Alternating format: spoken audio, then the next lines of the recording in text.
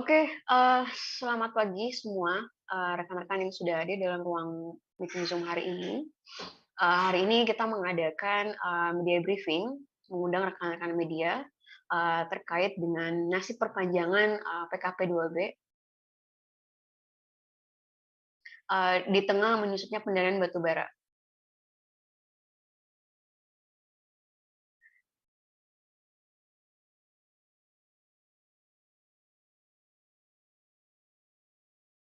Sorry. Oke, pada pagi hari ini, kita akan membahas terkait dengan nasib perpanjangan PKP 2B dan juga nasib, di tengah menyusutnya pendanaan batubara. Kita tahu bersama bahwa saat ini tren global terkait dengan, invasi Rusia kepada Ukraina mau tidak mau itu mengkerek, permintaan batubara dan Indonesia, kena ininya ya, kena serpihan-serpihan keuntungan-keuntungan itu. Tetapi di satu sisi yang lain bahwa saat ini kita juga melihat tren dari, dorongan publik dan juga teman-teman CSO kepada lembaga-lembaga keuangan untuk berhenti mendanai sektor-sektor, pertambangan batubara. Nah, ini akan menjadi suatu hal yang menarik, lalu bagaimana nanti, nasib, perpanjangan PKP 2B. Kita tahu bersama, untuk PKP 2B generasi pertama ada 7 perusahaan batubara besar, 3 di antaranya sudah melakukan perpanjangan dan 2 di antaranya sedang dalam proses perpanjangan, mengajukan perpanjangan baru. Yang terdekat ada Adaro. Kita tahu bersama Adaro merupakan salah satu, tambang batubara yang cukup besar cadangannya dan diprediksikan mereka akan mengkeruk itu semua hingga sampai 20 tahun ke depan.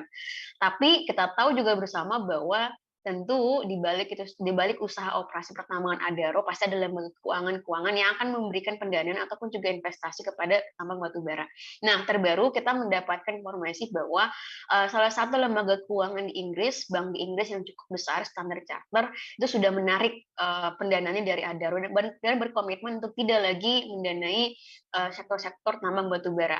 Nah, pada pagi hari ini saya tidak akan sendiri untuk membahas ini. Di sini sudah hadir ada Andri Prasetyo selaku peneliti dan juga program manajer Tren Asia yang akan membahas terkait dengan bagaimana tren global, kemudian juga nanti bagaimana dengan nasib perpanjangan PKP 2B di tengah sulitnya pendanaan kepada sektor batubara.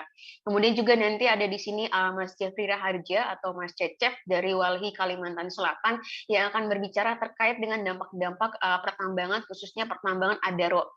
Tentu kita tahu ketika kita ingin memperpanjang PKP 2B harus ada evaluasi dan segala macamnya. Nah, di sini akan kita bahas bagaimana dengan lubang-lubang tambang milik Adaro yang kita tahu sampai sekarang itu bisa kita lihat secara kasat mata lubang-lubangnya terbuka bahkan belum ada yang reklamasi. Nanti Mas Cecep akan banyak berbicara di situ. Kemudian juga nanti di sini ada Nabila Gunawan dari Market Force yang akan berbicara terkait dengan tren pendanaan global, kemudian juga bagaimana Standard Chartered akhirnya menarik diri dari pendanaan daru dan nanti bagaimana nasib tambang-tambang batu bara lainnya di tren makin sulitnya lembaga-lembaga keuangan memberikan pendanaan kepada sektor batubara. Untuk pertama aku akan ke Bang Andri dulu. Bang Andri, apakah sudah siap?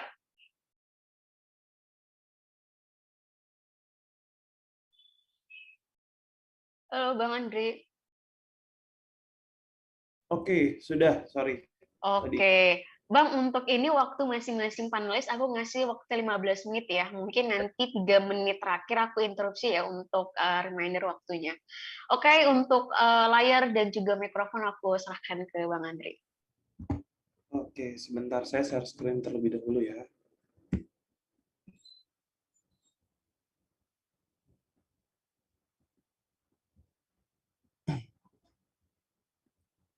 Oke,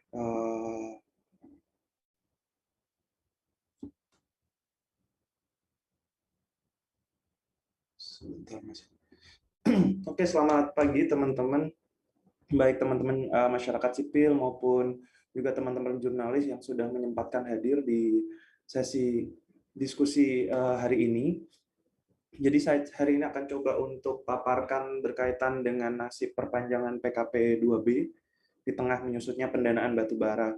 Nah, saya perkenalkan terlebih dahulu, saya Andri Prastio, saya peneliti di Tren Asia, nanti akan membahas beberapa hal, misalnya sebenarnya bagaimana nasibnya, kemudian apa tantangannya, termasuk juga resiko-resiko apa yang kemudian perlu diperhatikan ketika kita misalnya menyoal perpanjangan PKP 2B yang sampai 2025 masih akan ada beberapa yang akan diperpanjang, termasuk juga gimana prosesnya ketika transisi energi semakin menguat. Saya akan mulai dulu dari dinamika harga batu bara dalam beberapa waktu terakhir gitu. Dalam beberapa waktu terakhir, misalnya sejak beberapa tahun belakangan, memang kecenderungan masih kita bisa lihat bagaimana batu bara cukup fluktuatif harganya, dan sempat mengalami masa-masa yang quote and quote disebut murah gitu, masih bahkan sempat di bawah harga acuan batu bara domestik gitu kan, sempat 50 per metric ton, kemudian sempat juga 100, kemudian sempat ketika pandemi waktu itu, ketika supply chain makin agak bermasalah secara global, sempat mengalami masa di mana harga batu bara sampai 400 per metric ton, hampir menyentuh level tertinggi sepanjang sejarah gitu harganya. Nah, tetapi memang dalam prosesnya harga batu bara diprediksi dalam waktu dekat masih dianggap akan naik, tetapi catatan, nanti saya akan coba berikan catatan ketika misalnya akan naik, sampai kapan kemudian harga ini akan naik. Ketika misalnya makin banyak negara yang menyadari bahwa ketergantungan atas sumber energi fosil, tidak hanya minyak ya, tetapi gas, kemudian batu bara yang sangat volatile menyesuaikan dinamika pasar, itu membuat kondisi atau landscape ekonomi dari negaranya itu tidak cukup berjalan dengan lancar gitu, ada masalah-masalah serius gitu, misalnya inflasi, kemudian krisis di negara-negara tertentu. Jadi nanti kita bisa diskusikan selanjutnya. Nah, tetapi kita sulit untuk misalnya membahas tentang transisi energi, atau kita mau membahas energi secara keseluruhan tanpa membincangkan sektor batubara, khususnya PKP 2B batubara. Nah, kalau misalnya kita lihat PKP 2B batubara ini adalah penyumbang hampir 70% produksi batubara nasional, itu disumbang oleh PKP 2B. Dan juga kita tahu sektor energi listrik kita masih sangat bergantung, lebih dari separuh bergantung dari batubara. Sehingga kemudian membincangkan PKP 2B, kemudian bukan hanya membincangkan industri batubara, tetapi membincangkan sesuatu yang sifatnya sangat esensial gitu untuk layanan publik bersama gitu, misalnya sektor ketenaga listrikan. Karena meskipun porsi ekspor kita lebih banyak dibanding impor, kemudian dibanding kebutuhan domestik, maksud saya, batu bara kemudian kita bisa katakan bahwa oke, PKP 2B punya peran penting di dalam sektor energi dan kemudian spesifik ketenaga listrikan kita. Nah, di dalam beberapa waktu terakhir, ada beberapa PKP 2B yang sudah diperpanjang, ada juga yang sedang dan akan diperpanjang. Prosesnya kita tahu, misalnya ada Candy Local, kemudian ada Kaltim Primakol, kemudian PT Multi Harapan Utama, yang akan paling dekat lagi ada PT Adaro Energi, kemudian ada PT Arutmin Indonesia, kemudian ini Arutmin sudah, kemudian PT Kideko Jaya Agung, kemudian PT Beraukol. Nah, catatan di sini adalah hampir sebagian besar waktu itu ketika kita misalnya bahas perpanjangan PKP 2B sebelum muncul revisi Undang-Undang Minerba, apakah nasib PKP 2B itu waktu itu akan diperpanjang gitu. Yang jelas kemungkinan besar akan diperpanjang, cuman masalahnya prosesnya seperti apa. Nah, waktu itu setelah revisi Undang-Undang Minerba muncul rezim hukum baru di mana PKP 2B diperpanjang secara otomatis gitu. Ada jaminan. Kalau dulu di rezim Undang-Undang lama PKP 2B diberikan dalam tanda kutip ya, diberikan berhak mendapatkan izin perpanjangan. Di dalam rezim undang-undang yang baru, revisi undang-undang Minerba yang baru, kemudian diubah tuh menjadi mendapatkan jaminan perpanjangan izin selama 2 kali. Meskipun akhirnya ini dibatalkan melalui gugatan Undang-Undang Omnibus Law Cipta Kerja, tetapi kemudian sorotan juga kita misalnya bisa katakan misalnya, oke, PKP 2B itu perpanjangannya apakah transparan atau enggak. Mungkin Mas Cacap nanti bisa membahas itu, tetapi misalnya perpanjangan Kaltrim Primakol, kemudian Multi Harapan Utama, kemudian Arutmin, hampir dalam prosesnya tidak cukup jelas gitu. Apakah mungkin sudah dievaluasi proses praktik pertambangannya, apakah bertanggung jawab, apakah konsekuensi dari operasinya misalnya berkaitan dengan reklamasi, lubang tambang dan lain sebagainya itu sudah dijalankan atau belum. Tiba-tiba muncul diperpanjang gitu. Yang menjadi menarik beberapa waktu terakhir adalah perpanjangan dari PT Kaltim Primakol, karena kita tahu beberapa kali PT Kaltim Primakol mendapatkan perpanjangan izin yang pendek-pendek gitu, adendum. Jadi di titik inilah yang kemudian kita merasa bahwa kenapa nih Kaltim Primakol dapatnya adendum? Apakah karena konsekuensi dari perubahan revisi undang-undangnya, atau karena sebenarnya kondisi misalnya, oke, ini KPC sebenarnya secara kelembagaan atau secara bisnis mereka punya masalah, karena kita tahu bahwa proses perpanjangan PKP 2B dia tidak hanya membutuhkan jaminan atas politik itu regulasi, tapi di sisi lain dia juga butuh untuk refinancing atau pendanaan ulang utang-utangnya, dan sampai sekarang kita tidak tahu gitu. Jadi kita asumsikan bahwa ada dua jalur, yaitu pertama jalur regulasinya bermasalah, KPC kemudian dapatnya pendek-pendek, itu di satu sisi yang lain juga pasti ada tantangan, karena pada saat itu ketika perpanjangan KPC sorotan besar gitu, misalnya Bumi Group ini dianggap sebagai salah satu penghasil emisi paling besar gitu, sehingga kemudian sorotan kemudian tajam sekali ke KPC sebagai bagian dari grup bisnis tersebut. Lalu ini beberapa catatan saya, termasuk juga menyinggung terkait dengan tadi harga batu bara yang naik turun gitu beberapa waktu terakhir, meskipun kecenderungannya cukup naik. Pertama, industri batu bara sekarang sedang menikmati windfall profit ya. Harga batu bara 400, sempat kemudian hampir mencapai 500 itu, meskipun mentok dan kemudian mental di harga 400, kisaran harga 400. Jadi windfall profit ini masa-masa indah bagi industri batu bara, karena ketika dia menjual, misalnya khususnya bagi industri batu bara domestik, menjual ke pasar global berarti harganya lebih besar dibanding harga acuan batu bara lokal yang 70 per metric ton gitu, meskipun sekarang juga sudah diubah gitu karena merasa bahwa itu tidak fair, dan kemudian sempat pada awal tahun akan terjadi krisis energi karena produsen tidak mau menjual ke pembangkit domestik, termasuk juga KPC yang tahun sebelumnya, di akhir tahun sebelumnya itu diperpanjang masa PKP 2B menjadi IUPK. Nah, yang jadi catatan lain misalnya pemegang PKP 2B seperti Adaro misalnya labanya meningkat lebih dari 400%. Tetapi misalnya kalau kita analisa gitu, hampir saat ini tidak ada konsep yang kita sebut lazim diterapkan di banyak negara gitu, tidak ada windfall tax yang jelas dan kemudian serius dari pemerintah, sehingga saat ini benar-benar menjadi masa indah bagi industri batubara. Padahal kalau misalnya ada windfall tax, penghasilan berlebih yang didapat oleh industri batubara itu dijatuhkan kepada mereka di saat harga-harga menikmati harga-harga tinggi sekarang, pemerintah dapat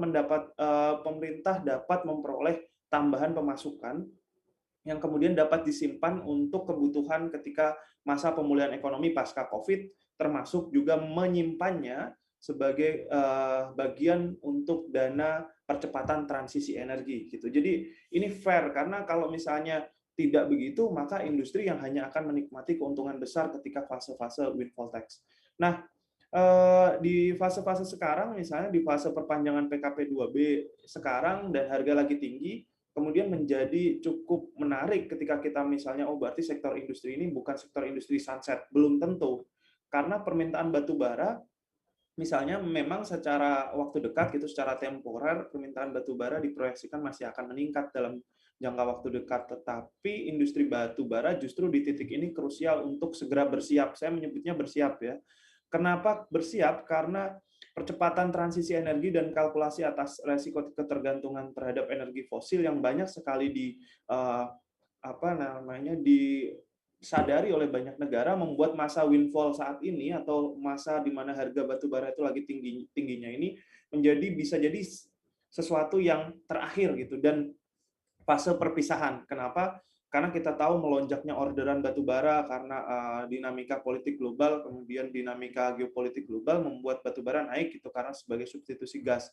Tapi bisa jadi itu adalah orderan perpisahan gitu, karena kalau misalnya itu sudah dan kemudian negara akan mempersiapkan transisinya lebih cepat karena dia tahu bahwa secara kedaulatan kalau misalnya atau termasuk juga keamanan ekonomi dan lain sebagainya akan sangat beresiko untuk tergantung dengan energi fosil. Sedangkan kalau misalnya kita tahu sektor batu bara di mana 70% produksi kita PKP2B yang pegang, lebih dari 70% juga itu sebagian besar untuk ekspor. Gimana caranya kemudian ketika misalnya ekspornya ke depan akan kemudian declining atau semakin menurun dan pasar domestik juga belum kuat atau tidak akan mungkin kuat dengan kondisi sekarang, sudah ada wacana untuk menjauh dari batu bara, ya akhirnya industri ini akan menjadi sunset gitu. Dan makanya industri batu bara justru ketika misalnya dia akan diperpanjang, tetapi dia juga harus bersiap untuk mendiversifikasi bisnisnya. Kalau tidak, dia terlambat, maka jelas konsekuensi negatif yang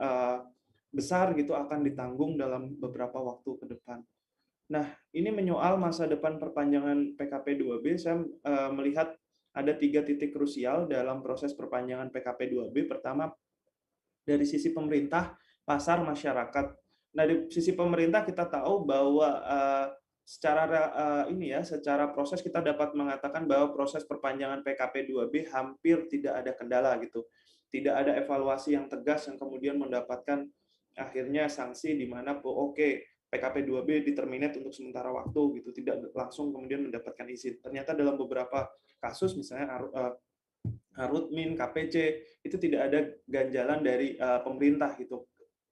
Bisa dikatakan dapat karpet merah itu untuk perpanjangan PKP2B. Tetapi ada sisi yang lain yang perlu kita bahas berkaitan dengan perpanjangan PKP2B, jelas adalah berkaitan dengan sisi pasar dan masyarakat. Dari sisi pasar misalnya, ada upaya di mana mereka yang mendanai industri ini itu kemudian perlahan meninggalkan atau makin banyak perusahaan yang lembaga finansial yang sudah ratusan lembaga finansial yang tidak menyampaikan komitmen tidak lagi mendanai batu bara.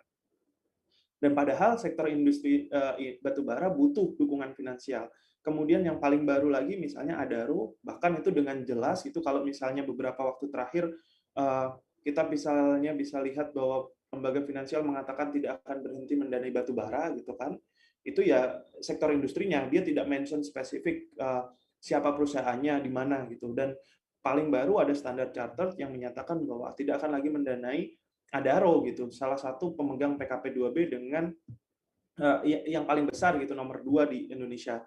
Dan yang ketiga adalah masyarakat. Satu hal yang penting adalah PKP2B meskipun dia mendapatkan quote and quote izin dari pemerintah gitu karena sekarang IUPK, tapi lisensi sosialnya dicabut gitu. Tingkat kepercayaan bahwa industri batu bara ini akan menambah kebermanfaatan, kemudian menambah manfaat bagi masyarakat, kemudian lingkungan dan lain sebagainya hampir tidak ada, atau kemudian bagi pembangunan hampir tidak ada lagi gitu karena masyarakat merasa bahwa industri ini sudah banyak dalam praktiknya melakukan praktik-praktik pertambangan yang tidak bertanggung jawab, kemudian melakukan pertambangan yang tidak patuh terhadap kaidah lingkungan dan bahkan tidak memberikan kebermanfaatan besar gitu karena misalnya meskipun penghasilan pemerintah dari batu bara banyak gitu, tapi toh juga ketika fase tinggi-tingginya harga batu bara tidak ada secara progresif kebijakan progresif untuk memberikan teks itu sehingga kebermanfaatan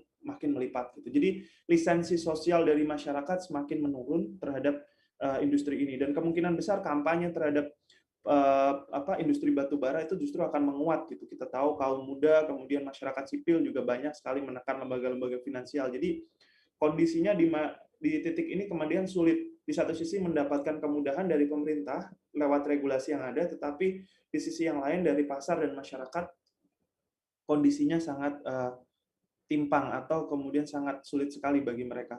Nah, ini yang jadi catatan bagi lembaga-lembaga keuangan, mereka melakukan corporate financing atau project financing. Misalnya mereka melakukan pendanaan bagi perusahaan yang punya portfolio batu bara gitu. Tapi tidak semua portfolionya ada di batu bara sehingga kita sebutnya sebagai corporate financing. Kalau misalnya lembaga keuangan A berinvestasi ke perusahaan B gitu.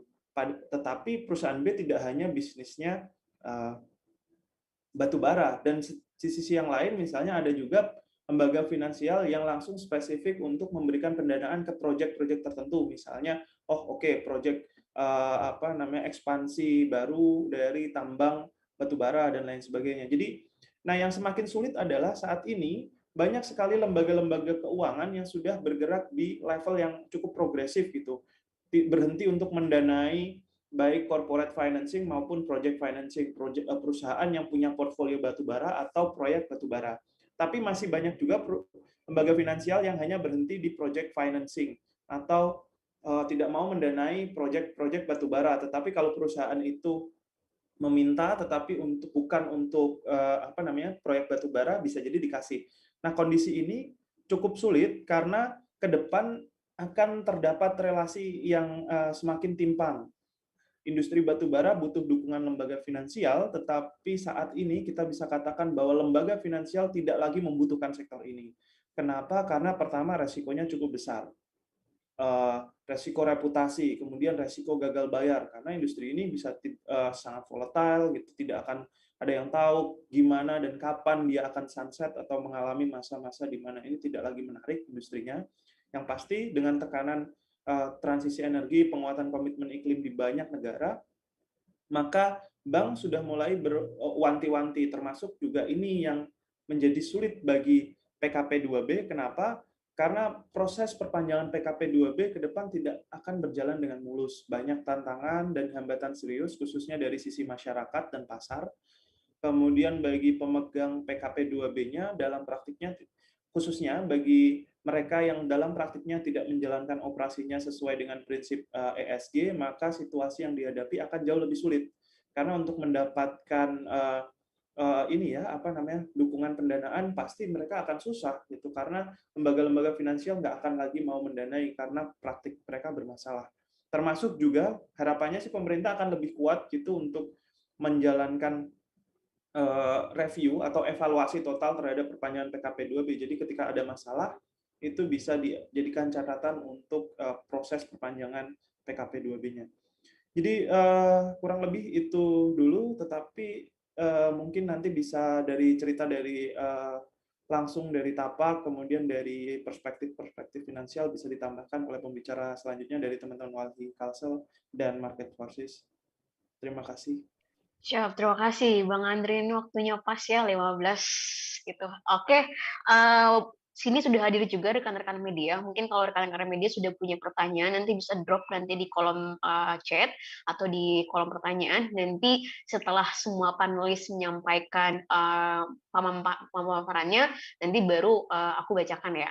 Oke, selanjutnya aku mau ke Mas Cecep dari teman-teman Wali Kalimantan Selatan yang mungkin akan berbicara banyak terkait dengan kondisi di Tapak, khususnya yang ada di Kalimantan Selatan ya, yang kita tahu Kalimantan Selatan merupakan salah satu lumbung tambang dari PT Adaro. Silakan Mas Cecep, 15 menit ya Mas Cecep. Siap, Mbak. Terima kasih semua, Mbak Novita, teman-teman panelis, dan kawan-kawan media yang telah berhadir. Assalamualaikum warahmatullahi wabarakatuh. Salam adil dan lestari. Saya Jeffrey Raharja dari Walhi Kalimantan Selatan, itu di staf advokasinya kampanye Walhi Kalimantan Selatan. Terkait agenda kita hari ini soal perpanjangan PKP 2B-nya Adaro dan pemegang izin PKP 2B lainnya. Nah, lebih spesifik lagi, mungkin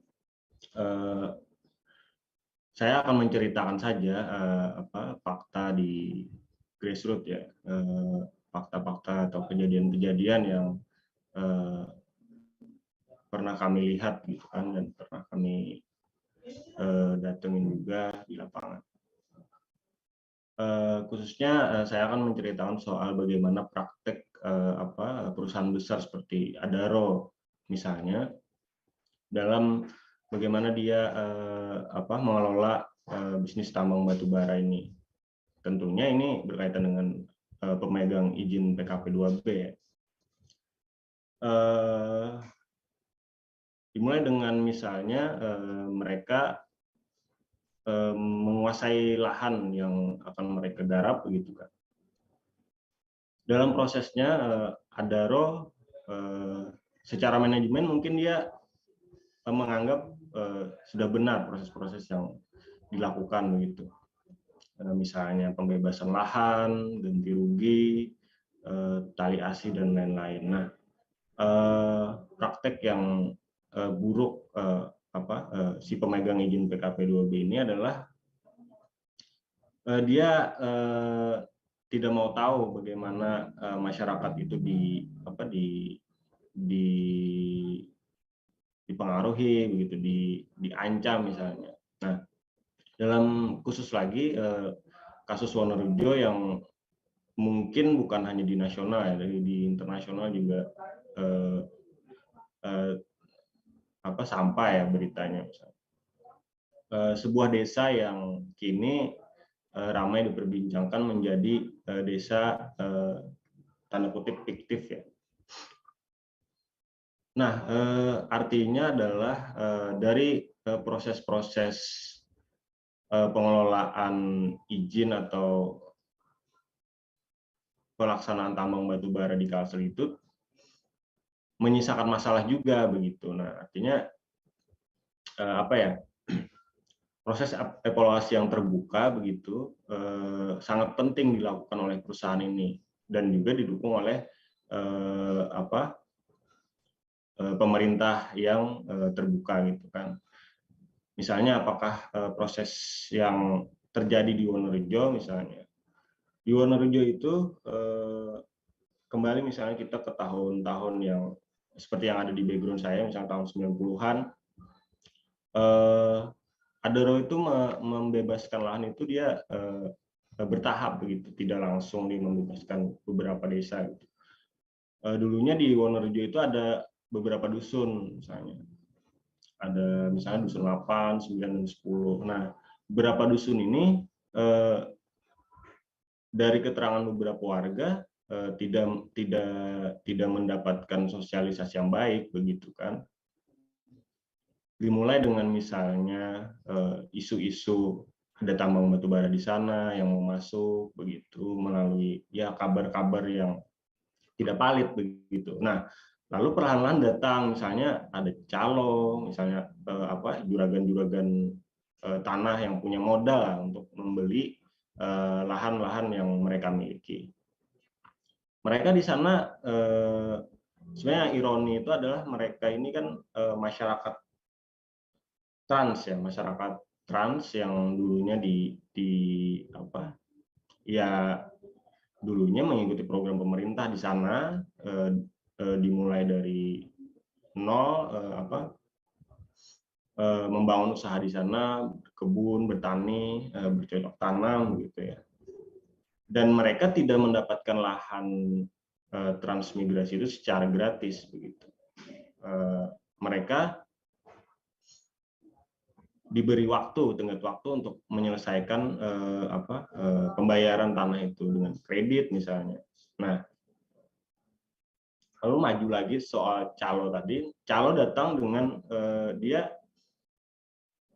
membeli tanpa memberitahu misalnya fakta-fakta yang misalnya dampak baik atau dampak buruk terhadap ekspansi perusahaan tambang batu bara ini.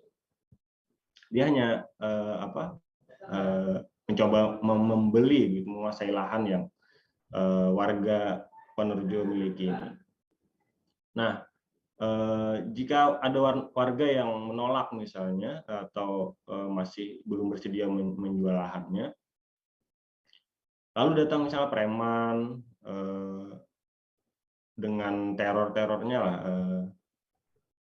mencoba memaksa warga untuk menjual lahan. Setelah warga terpengaruh dengan itu, warga sebenarnya terpaksa gitu kan, dari tinjauan lapangan kami, warga itu merasa terpaksa menjual lahannya. Dan di sana mereka sudah memulai kehidupan yang bisa dikatakan sejahtera karena sudah memiliki 2 hektar lahan kebun misalnya, dengan penghasilan yang cukup baik itu menyekolahkan anak, menguliahkan anak, begitu kan, hingga anak-anak mereka juga bisa sarjana. Nah, dari cerita singkat praktek-praktek penguasaan lahan itu, ia menyisakan masalah tadi, bagaimana negara itu bisa kalah gitu dengan korporasi. Nah, hari ini kan isu di Wonorejo masih sangat sangat sensitif ya gitu, soal desa fiktif tadi. Nah, untuk menghapus sebuah desa itu kan tidak gampang gitu. Ada ketentuan-ketentuan tertentu. Nah, sedangkan fakta yang terjadi di Wonorejo misalnya, satu desa tidak mempunyai wilayah begitu. Mereka tidak mempunyai wilayah lagi. Dan perusahaan dia hanya memberikan misalnya kantor di sebuah lahan di desa tetangga. Hanya kantor begitu yang mereka miliki. Wilayah sudah tidak ada, walaupun beberapa warga masih terdaftar sebagai warga Wonorejo gitu. Nah, saya tidak banyak masuk soal misalnya bagaimana praktek keuangan, nanti bisa dijelaskan sama Mbak Bindin ya, mungkin, dan kawan-kawan yang lain, misalnya bagaimana pendanaan Adaro dan lain-lain. Nah, fakta-fakta ini yang saya sampaikan begitu untuk mendorong bagaimana pemerintah atau perusahaan itu sendiri bisa terbuka gitu terhadap praktek yang dilakukan gitu. Nah, apakah sudah benar?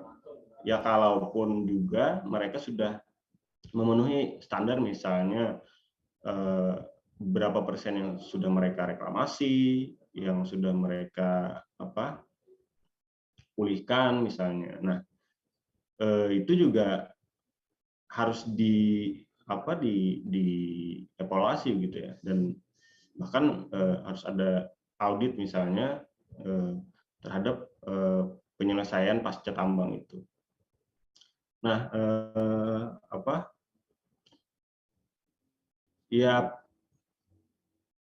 Adaro ini karena perusahaan besar ya, dia pasti sangat lihai lah dengan dokumen di atas kertas begitu. Tapi faktanya juga bisa kita lihat ya, praktek itu terjadi, praktek-praktek buruk tadi. Bahkan yang tidak terdokumentasikan dengan baik, misalnya pengaruh buruk terhadap sungai, misalnya di mana sungai itu adalah tempat para penambak ikan begitu kan. Sekali saja misalnya ada kejadian hujan besar yang bisa membuat sungai meluap, ikan-ikan di tambak itu mati begitu, karena ada buangan sisa aktivitas tambang itu yang mengalir di sungai gitu. Nah, beberapa kali kejadian misalnya ada beberapa warga yang mengadu, baik itu ke dinas terkait soal lingkungan hidup misalnya, itu selalu menghasilkan rekomendasi yang yang normal gitu. Nah, itu kan fakta gitu yang bisa kita lihat gitu, misalnya ikan-ikan mati, petambak rugi gitu. Nah, tapi rekomendasi yang dikeluarkan oleh dinas terkait ini normal gitu. Ini juga ada yang keliru gitu dalam praktek pemerintah kita gitu kan. Nah, soal perpanjangan PKP 2B salah satunya Adaro ini, mungkin sangat banyak PR yang harus dikerjakan ya, misalnya evaluasi besar-besaran salah satu tambang terbesar di Kalimantan Selatan ini, karena berkaitan dengan berbagai macam aspek juga. Nah, di Tapak sendiri sudah warga itu sudah gelisah misalnya soal perpanjangan izin, misalnya bagaimana lahan mereka, bagaimana dampak-dampak negatif, misalnya ada misalnya kerusakan lingkungan yang terjadi, memberikan dampak misalnya soal banjir, misalnya soal longsor dan lain-lain. Nah, kemudian soal fakta misalnya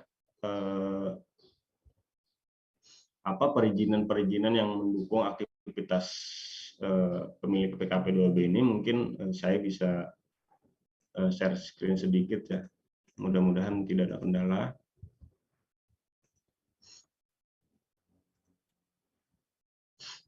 Nah, ini teman-teman bisa melihat ya, ini websitenya pemerintah, Minerbawan Map Indonesia, mana ada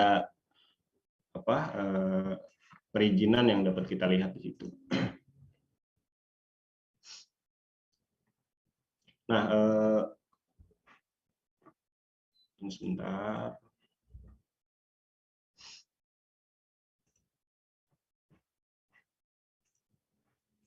Nah, secara kasat mata dalam kondisi citra satelit atau spasial ya, bukaan tambang Adaro ini cukup besar gitu, yang mungkin yang terbesar di Kalimantan Selatan dalam wilayah satu konsesi perusahaan gitu. Nah, dan ini luas konsesi mereka. Nah, yang pertama adalah soal bagaimana pengelolaan wilayah aktivitas tambang mereka ya, di luar hal-hal teknis lainnya misalnya. Nah, secara kasat mata kita bisa melihat Adaro ini menambang di luar izinnya ya, di luar izin. Nah, ini perlu menjadi evaluasi juga bersama begitu, bagaimana mereka melakukan praktek itu gitu. Nah, bagaimana bisa pemerintah memberikan mereka izin di luar konsesi mereka. Ini konsesi PKP 2B-nya. Nah, meskipun di konsesi Adaro ini mereka telah mengantongi IPPKH misalnya. Nah, IPPKH di luar izin yang tadi mereka beroperasi. Nah, tapi ya berangkat dari yang pertama tadi, kenapa bisa di luar konsesi itu bisa digarap begitu dengan luasannya cukup luas. Nah, lalu soal kawasan hutan misalnya, di konsesinya Adaro masuk kawasan hutan juga, dan di luar mereka izin konsesi mereka tadi cukup luas ya kawasan hutannya. Nah, jadi secara kasat mata mereka mengantongi izin pinjam pakai kawasan hutan itu di hampir di semua, tapi ya bisa kita lihat juga di sini ada beberapa spot yang belum mereka kantongi IPPKH-nya misalnya. Nah, ini bukan bukan wilayah yang kecil gitu kan, tapi cukup besar untuk sebuah kerusakan benda alam gitu. Nah, ini yang perlu dicermati oleh kawan-kawan, misalnya bagaimana praktek pertambangan perusahaan besar seperti Adaro dan perusahaan-perusahaan besar lainnya. Nah, ini fakta yang bisa kita tampilkan. Saya hanya memunculkan fakta. Ini websitenya pemerintah kita juga begitu kan. Nah, kawan-kawan media juga bisa melihat sendiri gitu kan, menganalisa sendiri bagaimana kondisi ruang di Kalimantan Selatan, khususnya pemegang izin PKP 2B ini. Mungkin sudah lewat ya Mbak, segitu dulu, nanti mungkin ada bisa yang Makasih Mbak. Oke, terima kasih Mas Cecep. Lewat 2 menit nggak apa-apa, tapi karena informasi ini sampainya sangat cukup penting ya, jadi biar ditahu juga oleh kita semua gitu. Dan itu menambang di luar konsesinya, dan itu bukan luasan yang kecil, tapi itu besar sekali gitu. Jadi itu ini pemerintah memang perlu benar-benar melakukan evaluasi total ya untuk nanti perpanjangan PKP 2-nya Adaro, dan juga buat nanti pertambangan yang lain. Oke, selanjutnya gue akan ke Nabila Gunawan dari Market Force yang akan berbicara terkait dengan tren pendanaan global, kemudian juga bagaimana nasibnya Adaro nih gitu setelah Standard Chartered menarik atau memberikan komitmen bahwa mereka akan berhenti untuk mendanai Adaro dan juga untuk sektor batubara lainnya. Silakan Nabila, 15 menit ya. Oke, terima kasih Mas Andri, terima kasih Mas Cecep atas informasinya tadi. Sekarang saya hanya mau menunjukkan case study aja ya berdasarkan tren-tren global institusi keuangan yang meninggalkan batu bara dan bagaimana akhir-akhir ini Standard Chartered meninggalkan Adaro. Saya akan menjelaskan ini kenapa kok bank-bank bisa memutuskan untuk cabut dari perusahaan batu bara. Dan saya mau menekankan ini proyeksi demand batu bara global, coal is a sunset industry. Jadi itu bukan pertanyaan yang tidak didebatkan juga oleh perusahaan batu bara bahwa proyeksi demand di 30-20 tahun ke depan akan turun. Dan kalau dunia bisa mencapai net zero 2050, itu akan lebih turun lagi demand batu bara. Nah, mungkin teman-teman di sini sudah sering lihat headline seperti ini, Bank of China berhenti mendanai coal mining, DBS akan pledge coal exit di tahun 2039, dan lalu akhir-akhir ini pun bank domestik sudah mulai mengikuti gerakan ini ya. Mereka berbicara tentang pembatasan penyaluran kredit ke sektor batubara. Lalu akhir-akhir ini yang barusan Standard Chartered mengkonfirmasi melalui email bahwa mereka akan berhenti mendandakan Adaro karena kebijakan position statement mereka sebenarnya melarang mereka untuk melanjutkan hubungan atau melanjutkan penyaluran kredit ke Adaro. Nah, seperti apa kebijakan mereka? Oke, yang di sebelah kiri ini praktek bisnis Adaro, yang di sebelah kanan ini kebijakan coal restriction milik Standard Chartered, dan aku hanya mau meng-highlight Standard Chartered menyatakan bahwa di tahun 2024 mereka tidak dapat mendanai perusahaan yang 80% dari revenue-nya diambil dari batubara, yang lebih dari 80%. Dan kita lihat faktanya saja, Adaro saat ini di tahun 2001 ini 96% dari pendapatan mereka masih didapatkan dari batubara, dan di annual report sebelumnya dan di annual report yang terakhir tidak ada rencana bahwa mereka akan menurunkan hal tersebut, meskipun mereka sudah sering di berita suka ada yang ngomong akan meningkatkan investasi hijau, tapi menurunkan ketergantungan dari batubara dan transisi keluar batubara itu tidak ada. Sedangkan aturan Standard Chartered, dan ini tidak Standard Chartered sendiri, ada bank-bank lain yang memiliki aturan serupa, mereka tuh tidak dapat mendanai perusahaan yang ketergantungan batubara itu lebih dari 80% atau 100% ya untuk Adaro. Nah, saya mau mengacu ke laporan dan pathway-nya milik International Energy Agency. Untuk mencapai net zero 2050, di laporan tersebut disebutkan bahwa tidak dapat ada lagi new coal mines atau extension atau perpanjangan atau ekspansi tambang batu bara. Jadi ini scientific ya, sudah dianalisa, dan ini adalah target scientific yang kita gunakan sebagai acuan. Lalu kita lihat fakta Adaro. Jadi Adaro ini saat ini ya mereka melalui Bakti Energi Persada, mereka masih melakukan evaluasi terhadap rencana pengembangan. Jadi kalau kita kontras statement milik IEA yang menetapkan bahwa setelah 2021 tidak boleh ada ekspansi tambang dan tidak boleh ada extension ya. Faktanya di lapangan Adaro tahun 2021 dan sekarang masih melanjutkan rencana pengembangan. Jadi kita bisa lihat bagaimana itu bertabrakan ya terhadap target net zero dan praktek-praktek perusahaan batubara yang saya tunjukkan sekarang Adaro. Nah, ini saya mau menunjukkan bahwa Standard Chartered itu tidak sendirian. Banyak bank-bank lain yang sudah komit ke net zero, dan bank-bank lain ini statusnya 2002 sekarang ini mereka masih lender Adaro. Ini yang saya sebutin, SMBC, Mizuho, HSBC, CIMB, DBS, mereka semua adalah anggota Net Zero Banking Alliance. Dan mungkin perlu saya tekankan ya, seluruh bank yang menjadi anggota Net Zero Banking Alliance, mereka harus memiliki rencana untuk menghilangkan batu bara atau fossil fuel di portfolio mereka. Jadi ketika 2050 itu mereka sudah mencapai status net zero. Dan di tahun 2030 nanti mereka harus menerbitkan status portfolio mereka. Dan ini saya mau menunjukkan seberapa transparan ya kayak kewajiban untuk bank-bank yang sudah menjadi anggota net zero 2050. Oke, ini saya mau mengambil beberapa contoh spesifik dan contoh dari kebijakan bank itu sendiri. Mungkin saya ambil contoh DBS ya. DBS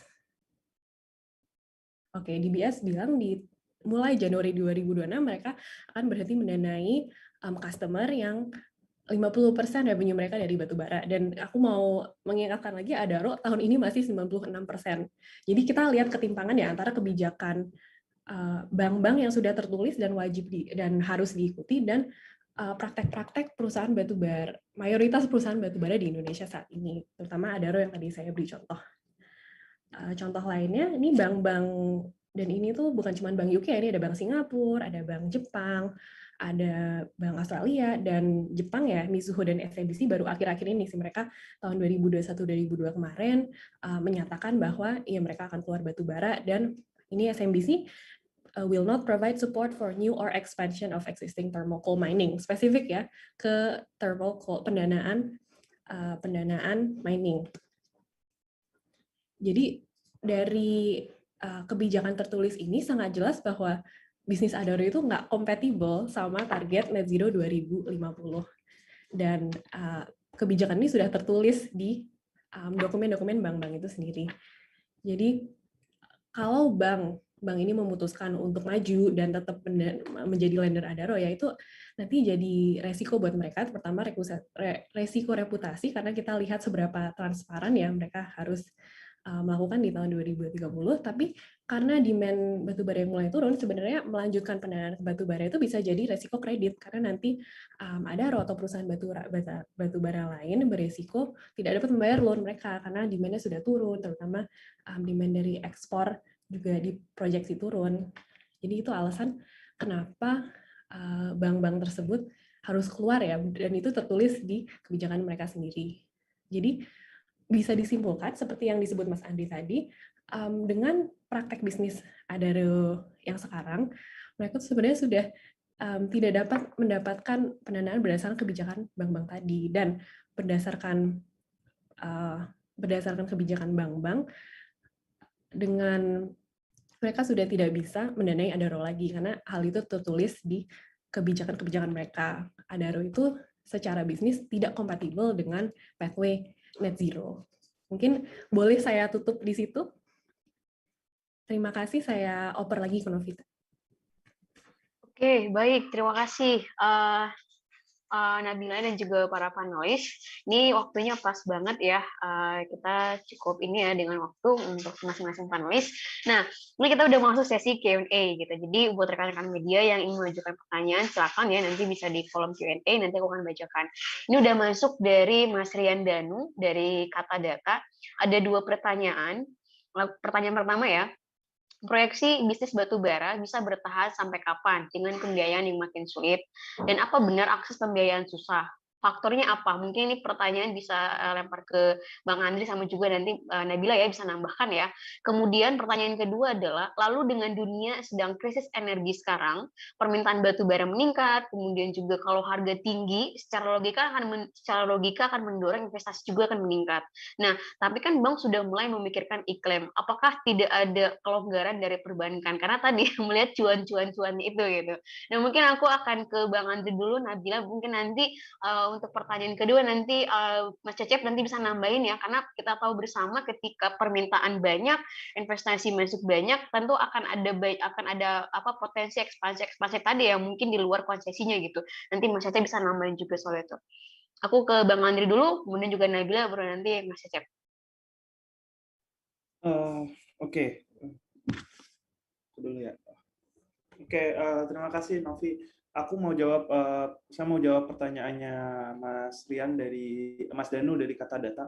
Yang pertama, proyeksi bisnis batubara sampai kapan gitu. Kalau misalnya dilihat sampai kapannya, sebenarnya kalau mau hitung-hitungan kita mengacu ke net zero, sebenarnya batubara itu akan berkurang total atau dalam rencana penyediaan energi buat komersil ya, di luar industrial itu seharusnya kalau di domestik tuh nggak boleh ada setelah 2060 gitu Mas. Ya berarti kalau hitung-hitungan bisnis di domestik harusnya setelah tahun 2060 tuh udah berat untuk dapat ceruk pasar. Kecuali pemerintah sekarang kan mau coba untuk cari cara gitu gasifikasi, meskipun juga itu untuk hitung-hitungan bisnis dan serapan juga nggak bisa jadi sekoci gitu untuk bisnis batubara.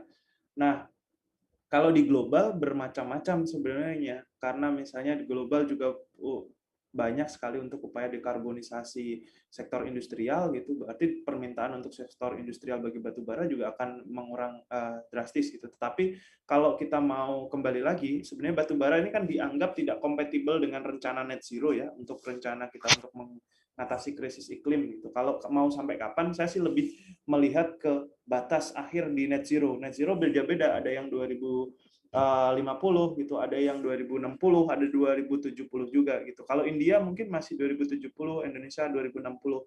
Tetapi sekarang mereka sedang mencoba untuk merasionalisasikan ulang, termasuk nanti mungkin PASI OP, kemudian G20 gitu, untuk mempercepat bagaimana transisi dari batu bara itu dipercepat gitu untuk sektor ketenaga listrikan, karena sebagian besar batu bara masih untuk sektor ketenaga listrikan. Jadi umurnya akan sangat beragam gitu, tergantung target pasarnya. Kalau industri Indonesia itu banyakkan batu baranya diekspor, maka bisa jadi lebih cepat daripada 2060 karena banyak negara target sasaran yang mempercepat untuk keluar atau transisi meninggalkan batu bara, tapi juga bisa jadi lambat karena ada target pasar kita yang 2070. Tapi kurang lebih kalau mau berhitung bisnis batu bara, saya sih lebih merujuk ke tenggat-tenggat net zero. Tapi secara global kan didorong 2050 gitu. 2050 itu tidak ada lagi. Itu tenggat paling aman untuk memastikan bahwa upaya untuk mengurangi krisis iklim itu makin bisa berkurang secara signifikan dalam beberapa tahun ke depan. Dan harapannya 2050 itu tidak ada lagi pembangkit listrik batu bara yang beroperasi, kemudian per tahun kemarin juga direkomendasikan tidak ada tambang batu bara baru. Jadi harapannya kalau misalnya secara konsesi PKP 2B diperpanjang, ya selesai itu 2050 tidak kompatibel. Kalaupun mereka masih bisa bertahan, susah untuk menjual barangnya sebagaimana saat ini. Yang kedua, lalu dengan dunia sedang krisis energi sekarang, permintaan batu bara meningkat, harga tinggi, mendorong investasi, tapi bank sudah memikirkan iklim. Nah, iya memang kalau hitung-hitungan kan oke, harganya tinggi gitu, tetapi kontrak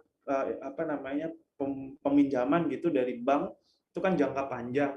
Jadi sedangkan batu bara harganya relatif quote and quote itu liar, bergerak liar, volatile gitu. Jadi bank juga tidak hanya berpikir secara kepastian bisnis juga ya, pengembalian dan lain sebagainya, tetapi juga yang paling penting adalah tekanan reputasi. Bank berbisnis soal reputasi gitu. Kalau reputasinya hancur misalnya, porsinya bank-bank misalnya untuk batu bara itu makin kecil kok. Di Indonesia aja BRI atau bank-bank yang lain itu persentasenya ada yang 1%, ada yang 3%. Secara bisnis menjadi tidak masalah kalaupun sektor itu ditinggalkan gitu. Tetapi kalau misalnya dia tetap mempertahankan tapi kebermanfaatannya terbatas, itu termasuk resiko reputasinya besar, saya tidak lihat akan ada masa-masa pertaruhan lebih besar gitu dari bank untuk tetap mendanai ini, meskipun dalam jangka pendek ada asa ya terhadap industri ini gitu karena harganya besar gitu, tetapi resiko-resiko tadi sangat besar gitu. Makanya saya tadi menyampaikan bahwa iya, relasinya ke depan akan semakin timpang gitu. Industri batu bara akan begitu butuh dukungan finansial, tapi lembaga-lembaga finansial dengan berbagai pertimbangan menjadi tidak lagi membutuhkan sektor ini gitu. Karena resiko-resiko yang menyertai. Terima kasih. Oke, terima kasih Bang Andri. Aku lanjut ke Nabila. Ini Bil, gimana nih Bil terkait dengan faktor kesulitan apa gitu yang akhirnya pihak dari pertambangan sulit untuk mengakses pembiayaan. Kemudian juga tadi ya mungkin nanti bisa melengkapi ada nggak sih kelonggaran gitu dari perbankan, karena kita tahu ini cuan gitu kan, masih sih mau dilewatkan. Silakan Bil.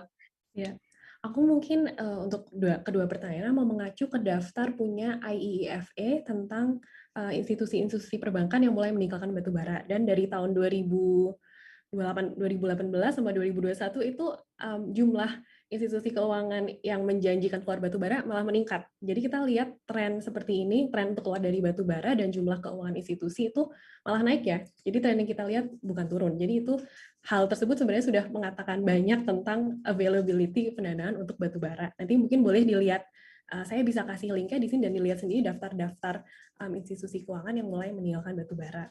Lalu hal yang kedua bisa dilihat di kebijakan batubara tersebut bahwa mereka tidak akan mendanai batubara yang lebih dari 50%, 80%, dan kalau bisa dilihat kebanyakan mayoritas perusahaan batubara di Indonesia masih mendapatkan revenue mungkin di atas 90% ya, at least di atas 90%. Jadi itu sendiri udah menunjukkan kontras antara kebijakan punya bank dan praktek bisnis perusahaan batubara. Lalu yang kedua, apakah tidak ada kelonggaran? Jawabannya tidak ya, karena bank itu tidak akan mundur dari kebijakannya sendiri, dan kebijakan dibuat seperti ini kan udah berdasarkan diskusi dan memang sulit ya. Jadi bahkan di masa ketika pendanaan dan HBA batubara aja tinggi, bank-bank ini tidak maju lalu memutuskan untuk memberi duit. Jadi mungkin untuk menjawab pertanyaan tersebut, trennya masih ke institusi keuangan meninggalkan batubara. Tidak ada tanda-tanda bahwa misalnya SMBC atau Mizuho, bahkan Standard Chartered ya tiba-tiba bilang nggak apa-apa, HBA kan naik, jadi kita cuan. Jadi nggak ada kata-kata atau pesan-pesan yang disampaikan dari bank seperti itu ya.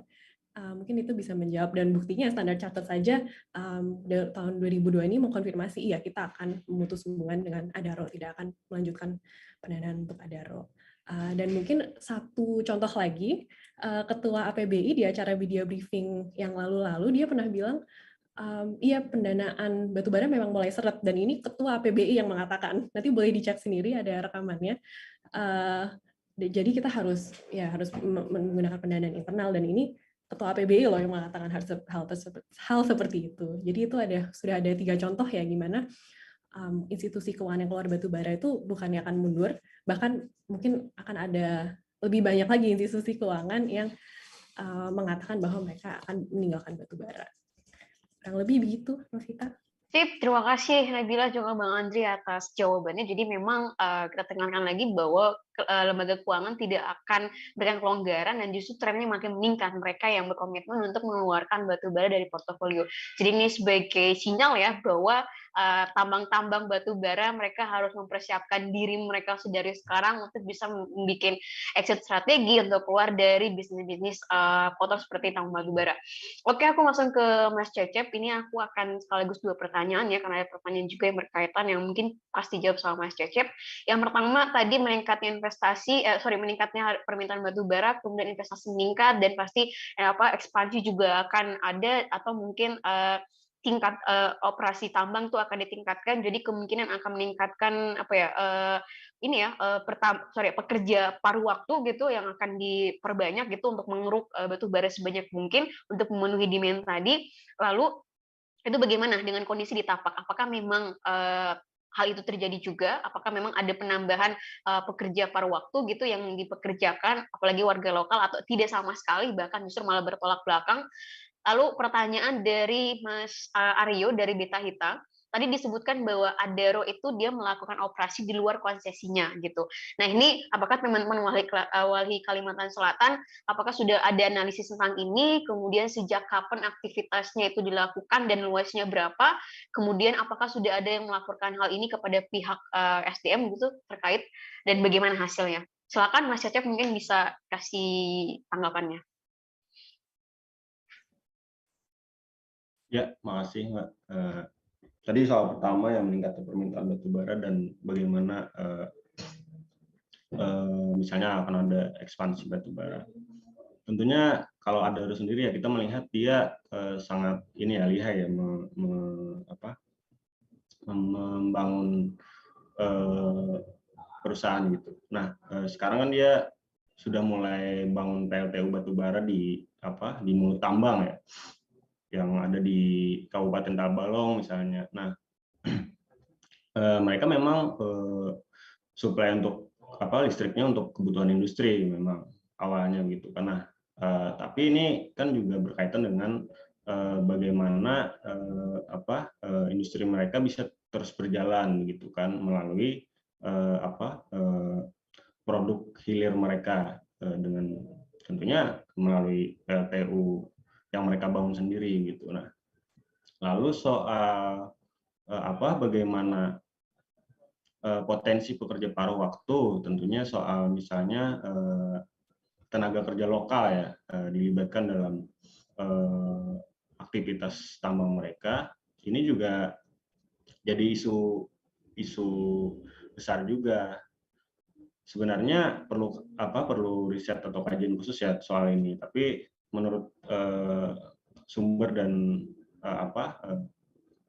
diskusi dengan kawan-kawan di Tapak, misalnya dengan kawan-kawan media atau dengan kawan-kawan yang yang terdampak langsung ekspansi batubara ini, beberapa memang agak sulit mengakses pekerjaan di sana, baik itu tenaga kerja lokal ataupun yang di luar daerah Tabalong dan Balangon ini.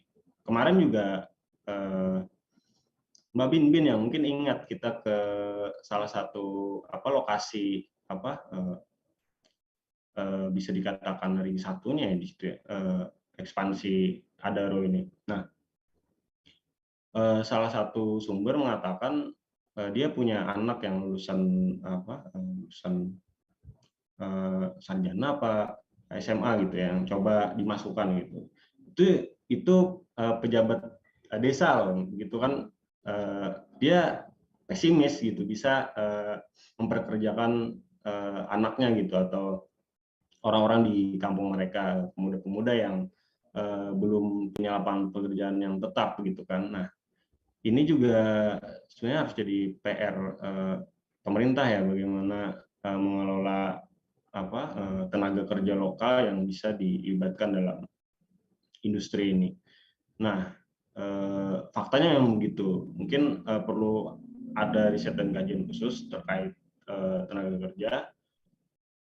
Lalu ya selama ini memang tenaga kerja ya tidak didominasi tenaga kerja lokal juga, masih banyak tenaga kerja yang dipekerjakan dari luar daerah gitu.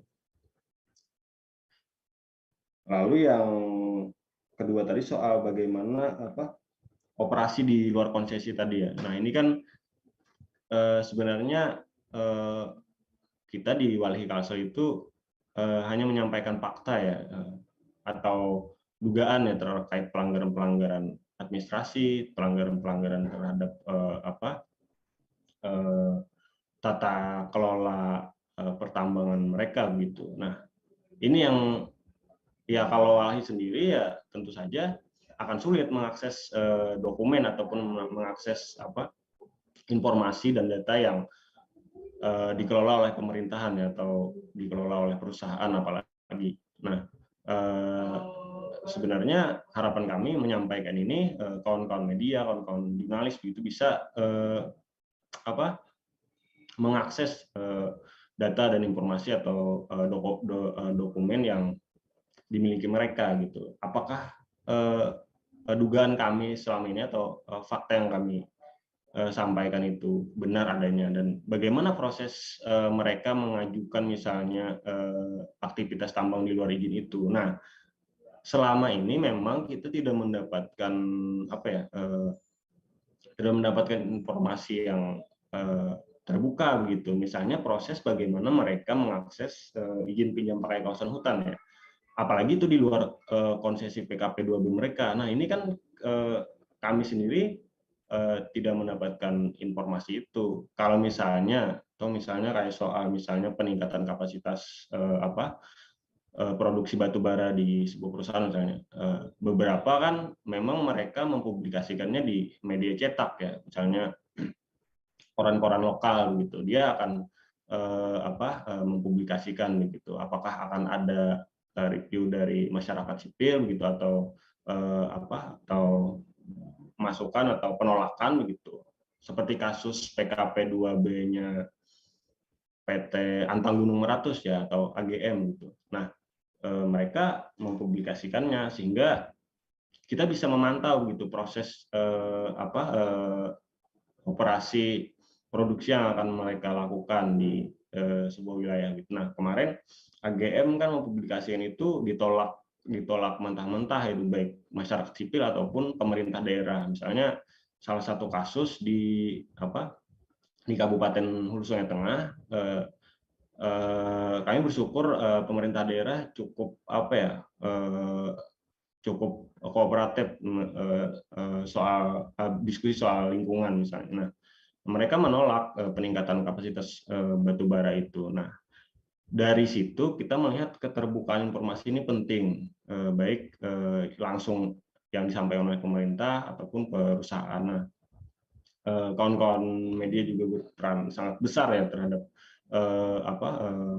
keberlanjutan lingkungan, misalnya terkait dengan tambang batu bara ini. Nah, kasus yang belakangan terjadi kan misalnya soal PT Mantimin Coal Mining. Nah, itu yang tadi yang saya share screen itu kan di atas konsesinya Adaro itu di atas sebelah kanannya konsesi Adaro itu bisa dilihat itu beririsan langsung dengan PT Mantimin Coal Mining yang menguasai di 2 wilayah Kabupaten Tabalong dan Balangan.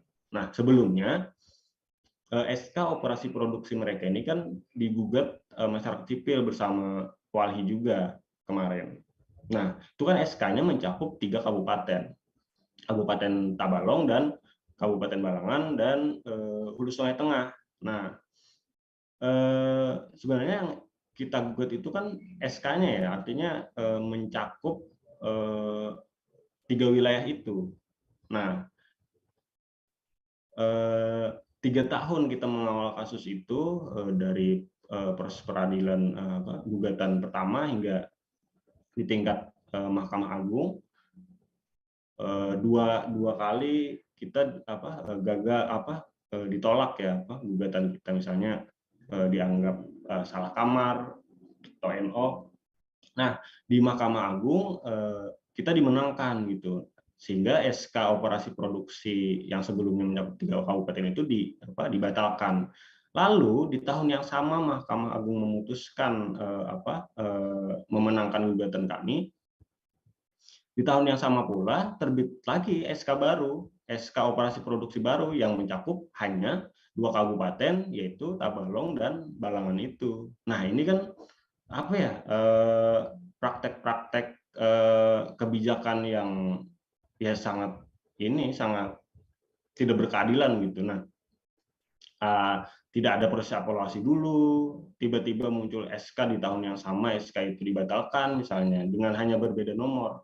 Ini prediksi kawan-kawan masyarakat sipil di Kalsel itu ternyata menjadi benar gitu kan, praktek perizinan ini begitu mudahnya gitu. Nah, yang menjadi tantangan ke depan adalah bagaimana tadi misalnya proses tidak mengulangi kejadian di Wonorejo misalnya, atau kalaupun toh mereka operasi produksi, bagaimana mereka mengelola tenaga kerja gitu. Nah, ini jadi PR bersama juga mengawal dan mengawasi aktivitas tambang batubara di Indonesia, khususnya di Kalimantan Selatan ya. Nah, mungkin itu yang bisa saya sampaikan sementara, Mbak. Oke, terima kasih Mas Cecep. Semoga nanti bisa menjawab ya pertanyaan dari teman-teman beta kita.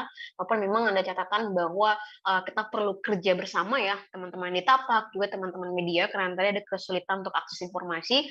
Kita juga perlu menggait teman-teman media agar mungkin kita bisa membuktikan gitu bahwa ternyata apa yang teman-teman teman-teman di Tapak itu benar adanya dan bisa dikonfirmasi gitu. Oke, aku akan lanjut juga ke pertanyaan berikutnya. Tadi juga Mas Aryo ada pertanyaan lanjutan ya. Tadi juga sudah sempat dijawab oleh Nabila ya. Jadi nanti mungkin kalau ada pertanyaan lanjutannya nanti bisa ya kayak itu. Kemudian mungkin kalau masih ada waktu ini nanti aku akan coba pop up lagi ya pertanyaan dari Mas Aryo. Nanti Nabila bisa melengkapi. Tapi aku lanjut dulu ke pertanyaan berikutnya. Ini ada dari Mas Norman dari Bloomberg. Di sini pertanyaannya, selain BRI, apakah ada bank lokal lain yang memberi sinyal untuk keluar dari batubara? Secara umum, bagaimana melihat sikap bank lokal terhadap tren global untuk mengurangi atau menghentikan pendanaan batubara? Aku akan ke Bang Andri dulu, karena kalau teman-teman masih ingat di beberapa minggu yang lalu kita sempat media briefing juga ya bersama teman-teman Bersihkan Indonesia terkait dengan Bank BRI yang menyatakan untuk menarik diri dari pendanaan batubara. Kemudian dianulir gitu. Nanti aku akan ke Bang Andri, kemudian nanti ke Nabila untuk melengkapinya. Oke, terima kasih Novi. Aku mau jawab pertanyaannya. Saya mau jawab pertanyaannya Mas Norman.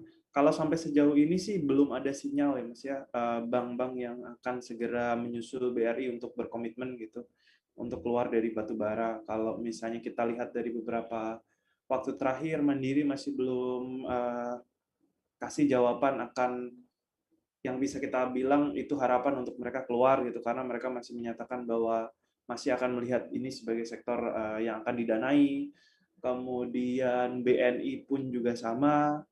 Kemudian BCA justru malah agak ironis juga di antara yang lain ini, dia portfolionya masih agak kecil dibandingkan yang lain, tetapi mereka justru menyangkal bahwa mereka terlibat dalam pendanaan batubara gitu.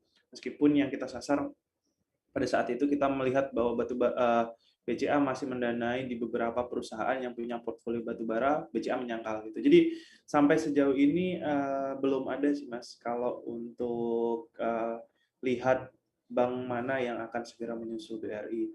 Nah, kalau misalnya bagaimana melihat sikap bank lokal, saya sih lebih melihat begini ya, agak tertinggal gitu sikap bank-bank lokal, meskipun kita tahu bahwa ada banyak sekali bank-bank yang lahir dan besar di negara yang punya banyak sumber daya batubara gitu kan. Tetapi juga mereka berani mengambil keputusan untuk keluar dari sebuah bisnis yang punya rekam jejak panjang terhadap mereka gitu.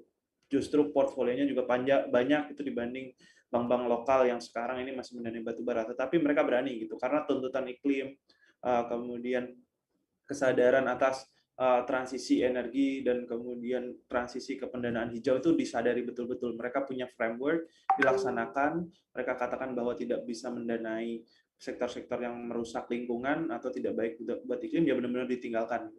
Sedangkan di bank lokal mereka masih kayak setengah hati untuk keluar dari pendanaan batu bara. Kami sebenarnya masyarakat sipil di Koalisi Bersihkan Bankmu itu melihat bagaimana apa sih yang menyebabkan gitu. Toh secara portfolio tuh nggak banyak.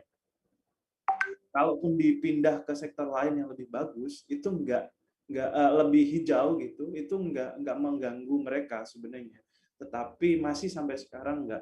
Saya sih melihat bagaimana, termasuk juga kalau misalnya beberapa waktu yang lalu, misalnya kita lihat bagaimana bank-bank BUMN itu dikoordinir gitu kan, bukan dikoordinir, saya menyebutnya di bawah yang bank-bank BUMN yang di bawah Kementerian BUMN itu mendanai refinancing Adaro gitu. Sedangkan sebenarnya banyak sekali alasan untuk tidak mendanai perpanjangan PKP 2B gitu, karena misalnya proses perpanjangannya nggak transparan, evaluasinya tidak jelas gitu. Justru itu kalau misalnya dikaitkan sama framework mereka untuk pendanaan, harusnya mereka nggak mau untuk ambil itu, tetapi ternyata juga masih didanai. Karena bank di sustainability report-nya mereka bilang bahwa tidak akan mendanai sektor yang merusak lingkungan, kemudian sektor yang harus patuh terhadap ESG gitu. Tapi ternyata juga ada loophole yang akhirnya tetap didanai. Saya sih belum melihat ada semangat yang nyata gitu dengan tren global gitu. Meskipun juga BRI menyatakan itu, sampai sekarang belum ada komitmen yang tertulis gitu untuk menindaklanjuti komitmen verbal pasca di World Economic Forum beberapa waktu yang lalu. Sip, thank you. Lanjut ke Nabila. Nyambung ya pertanyaan yang tadi ya. Mungkin nanti Nabila kalau mau menambahkan tadi yang pertanyaan sebelumnya, melengkapi tadi, boleh ya, silakan. Oke, aku jawab pertanyaan Mas Aden sebentar ya. Untuk aku tuh jadi mau menambahkan saat ini Adaro punya, anak usaha Adaro, Sabta Indra Sejati itu punya loan yang sebentar lagi mau expire. Dan bank-bank ini di posisi di mana mereka akan membuat keputusan akan refinancing atau enggak. Dan beberapa bank yang menjadi anggota loan ini itu ada SMBC, ada DBS. Jadi bank itu kalau mereka benar-benar komit, mereka tidak akan refinance loan ini. Jadi mungkin bisa dilihat sendiri kayak apakah mereka akan nanti statusnya apakah mereka akan refinance atau enggak. Kalau enggak itu berarti mereka mengikuti kebijakan mereka. Dan untuk bentuk dari Mas Aden, bentuk apakah hanya lending, sebenarnya ada perusahaan asuransi yang sudah mereka tidak mau menjadi bondholdernya batubara. Jadi nggak cuma di pinjaman, di lending ya Mas, ada di perusahaan asuransi lain seperti Prudence, Alliance, mereka punya call restriction. Lalu untuk terkait bank lokal, apakah ada bank lokal lain memberi sinyal untuk keluar dari batu bara? Sejauh ini belum, dan jujur mereka ini sangat tertinggal dengan gerakan-gerakan global yang sudah. Cuman kita bisa lihat 3 tahun terakhir mereka tuh sudah mulai sinyal-sinyal, oh ya ESG, sustainable finance. Ini kan artinya mereka merasakan tekanan untuk berpindah ke green ya. Dan kalau bank yang masih mendanai batu bara ini tidak bisa dikatakan mereka benar-benar sustainable atau green, karena sustainable finance itu kan mereka menambahkan porsi investasi hijau tapi juga menurunkan porsi investasi kotor kan, investasi batu bara, minyak fossil fuel. Jadi mereka tertinggal, tapi kan mereka sudah merasakan dorongan-dorongan atau pressure untuk mulai bergeser ke green atau transisi atau sustainable finance. Jadi kita lihat saja nanti mereka gimana ya. Mereka jelas tertinggal bank-bank lokal, tapi sudah paham ada gerakan untuk keluar dari batu bara dan dorongan untuk menjadi lebih sustainable. Mungkin gitu Novita jawaban aku. Oke, semua ini udah terjawab ya ininya pertanyaannya. Dan masih ada waktu kurang lebih sekitar 6 menit untuk mungkin bisa wrap up ya, kalau misalnya teman-teman media bisa ada yang ditanyakan, silakan, masih ada waktu kurang lebih 5 menit. Nah, tapi setidaknya aku pengen ini ya, menyimpulkan beberapa poin. Pertama terkait dengan ini ya, tren, memang secara tren kita melihat bahwa permintaan batu bara untuk menyuplai beberapa ini ya, sektor energi memang trennya meningkat, tapi itu bukan menjadi sesuatu hal yang perlu bukan sesuatu hal yang bikin jadi kita mengekspansi secara berlebihan. Justru itu bisa jadi tanda bahwa tanda perpisahan gitu ya, seperti kata Bang Ani, tanda perpisahan. Karena kita sudah tahu bahwa selain dari tren itu, tren untuk dorongan transisi energi, kemudian juga untuk komitmen iklim dan segala macamnya itu makin menguat, dan dorongan-dorongan dari publik dan juga masyarakat sipil sudah mendesak bahwa sudah tidak perlu dan sudah tidak ada lagi energi-energi kotor termasuk juga dari batu bara. Jadi ini bisa jadi sebagai tanda perpisahan terhadap penggunaan minyak kotor termasuk batu bara. Kemudian juga untuk perpanjangan PKP 2B Adaro, kita perlu evaluasi total ya. Tadi kata Mas Cecep perlu evaluasi total karena sifatnya yang tidak transparan, kemudian juga yang tidak melibatkan masyarakat apa, kemudian juga tadi ada beberapa konsesi-konsesi tambang yang akhirnya melenceng ya, yang di luar dari konsesinya Adaro, kemudian juga tadi yang kita tahu di atas konsesinya itu yang dulunya adalah kawasan hutan dan segala macamnya. Kemudian juga belum lagi kita bicara dampak-dampak ke masyarakatnya, ada yang desanya sampai dianggap sebagai desa fiktif yang padahal dulunya mereka termasuk desa yang makmur, yang sejahtera, yang bisa hidup dan berdikari tanpa adanya sebelum pertambangan masuk, dan akhirnya itu menghilangkan itu semua. Belum lagi kita bicara terkait dampak dari aktivitas pertambangan harian ya, dari hilir mudiknya truk-truk batu bara yang akhirnya memberikan dampak kerusakan lingkungan dan juga kesehatan dan juga ekonomi gitu. Kemudian juga tadi ya terkait dengan tren pendanaan global, ini menjadi sinyal bahwa sektor-sektor pertambangan energi kotor khususnya juga batu bara itu juga menjadi warning bahwa akan makin sulit dan makin seretnya gitu kan untuk mendapat pendanaan ini trennya sebagai global gitu. Walaupun memang saat ini kita melihat tren permintaan batu bara meningkat, tapi itu tidak mengubah komitmen dari lembaga-lembaga keuangan untuk menarik diri dari sektor batu bara. Dan ini juga menjadi sinyal bahwa sektor-sektor batu bara mereka harus mempersiapkan diri untuk bisa segera keluar dari sektor tambang batu bara dan mungkin segera mengalihkan bisnis mereka. Oke, di sini ada Mbak Bin yang ingin menjawab langsung ya pertanyaannya dari Mas Norman. Mbak Bin bisa open mic? Sorry, aku maksudnya bukan jawab langsung, itu aku cuman bantu admin untuk memastikan bahwa itu sudah dijawab live. Oh iya, oke, sorry, aku salah nangkep ya. Semua udah dijawab soalnya. Udah ya, itu udah terjawab tadi ya dari. Aku cuma bantu ini aja housekeeping, memastikan itu sudah dijawab. Oke, sip, thank you. Terakhir, kemudian juga lembaga-lembaga keuangan sudah banyak yang menerapkan skenario atau ini ya skema ESG. Ini menjadi salah satu framework dari lembaga keuangan untuk menjamin ketika mereka akan berinvestasi atau memberikan pendanaan, ESG itu akan menjadi salah satu framework mereka untuk tidak lagi mendanai sektor batubara. Dan juga lembaga-lembaga keuangan juga perlu harus ini ya lebih teliti, kemudian juga lebih mengevaluasi khususnya ketika masuknya pinjaman-pinjaman pendanaan dari sektor-sektor tambang batu batubara, karena kerusakannya tidak hanya ke lingkungan, tapi juga ke dampak sosial. Ini yang perlu juga menjadi ini ya, perhatian juga buat lembaga keuangan. Memang masih amat sangat disayangkan ya bahwa untuk lembaga domestik kita, khususnya perbankan nasional kita, itu masih bisa dibilang tidak ini ya, tidak mengikuti tren ya. Justru malah melihat itu sebagai, masih ada yang melihat dengan mundurnya atau dengan banyaknya lembaga keuangan global yang menarik diri, justru malah bank-bank lokal kita melihat itu sebagai ceruk peluang untuk bisnis mereka. Justru itu amat sangat disayangkan karena akan ada lebih banyak ininya ya, dampak-dampak yang disebabkan khususnya kepada lembaga keuangan itu. Tadi sudah disebutkan kemudian resiko standar aset, kemudian juga resiko reputasi, dan juga satu resiko gagal dibayar dari sektor-sektor yang diberikan pinjaman duit gitu dari lembaga keuangan. Oke, itu saja mungkin teman-teman media semua yang sudah menyempatkan hadir dalam media briefing kita hari ini. Nanti rilisnya akan kita sebar ya setelah berakhirnya media briefing hari ini. Aku mengucapkan banyak terima kasih kepada Bang Andri, kemudian juga ada Mas Cecep, Nabila, kemudian juga Mbak Binbin, dan juga teman-teman di balik layar yang sudah ini ya membantu untuk berjalannya media briefing hari ini. Mungkin nanti untuk media rilis dan atau misalnya dari teman-teman media yang ingin minta statement dari panelis, nanti silakan ya bisa menghubungi Mbak Ina ya untuk tektokan terkait dengan minta statement dan segala macamnya. Oke, itu saja kalau dari aku mohon maaf kalau misalnya ada salah-salah kata dan kekurangan. Semoga nanti kita bisa berjumpa lagi dalam media briefing berikutnya. Demikian untuk media briefing hari ini terkait nasib perpanjangan PKP 2B di tengah menyusutnya pendanaan batubara. Sampai berjumpa lagi untuk sesi media briefing berikutnya. Terima kasih semuanya.